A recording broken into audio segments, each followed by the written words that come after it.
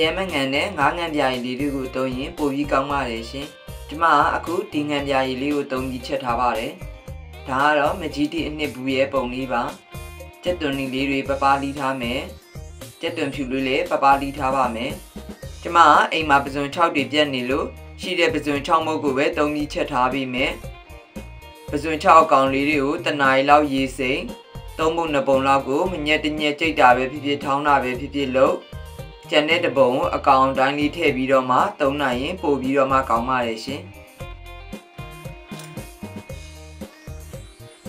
စီအေးထဲကိုကြက်သွန်ဖြူနဲ့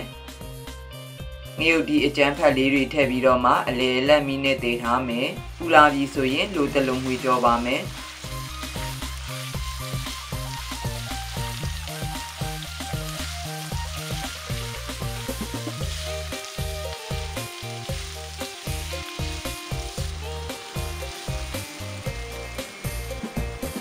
နွေးမုတ်ထည့်မယ်ကြက်သွန်လေးနဲ့တခါတည်းတွဲထည့်ဖို့မိသွားလို့ပါ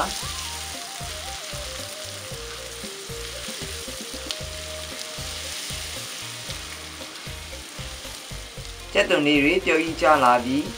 ငရုတ်ဒီစိမ့်နဲ့လေးတွေလည်းပျောက်ပြီးဆိုရင်ပဇွန်6ထည့်တကြားထည့်မီးအားကိုအနှိမ့်ဆုံးထားပြီးတော့မှ4-5မိနစ်ခန့်ကြော်မယ်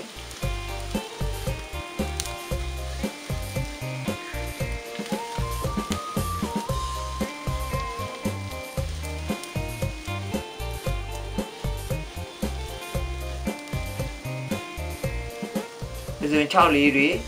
ငွေ6လာပြီဆိုရင်ငါးငံပြာရည်ထည့်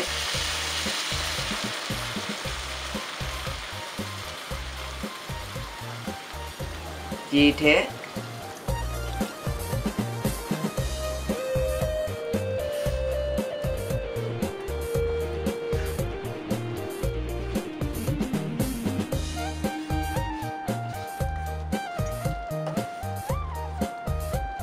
မီးပူကိုအနည်းငယ်ပြန်တင်ပြီးတော့မှတည်ထားပါမယ်ရှင်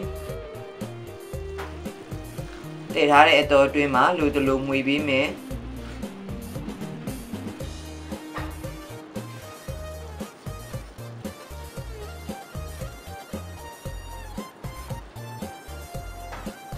7 မိနစ်ခန့်တည်ထားပြီးတော့မှ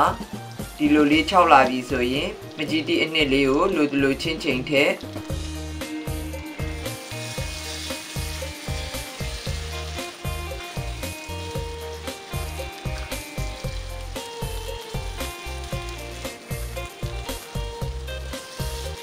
မကြီးနှစ်လေးထည့်ပြီးတော့မှ2မိနစ်3မိနစ်ခန့်ကြော်ပြီးပြီဆိုရင်တော့အရန်ကိုထမင်းမြင်စေတဲ့ငံပြာရည်ကြော်လေးအသင့်ဖြစ်ပါပြီရှင်